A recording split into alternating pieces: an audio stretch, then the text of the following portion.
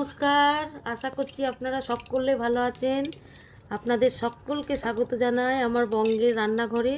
আজকে আমি তৈরি করছি আলু পোস্ত।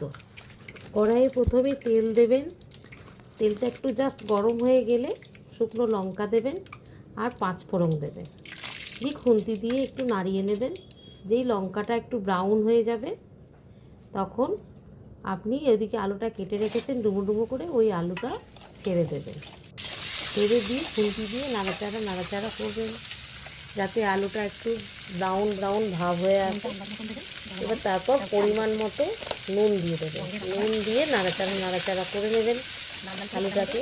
যেই দেখবেন লাল হয়ে এসছে তখন অল্প সামান্য পোস্ত দিয়ে জল দিয়ে ওটাকে সেদ্ধ করতে দেবেন।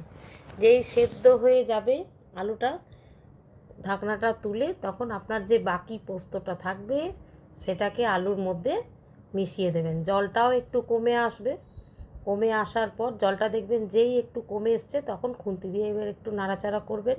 নাড়াচাড়া করে একটু উল্টে দেখে নেবেন যে জলটা মাখা মাখা হয়ে গেছে। ওপরে একটু কাঁচা সর্ষের তেল ছড়িয়ে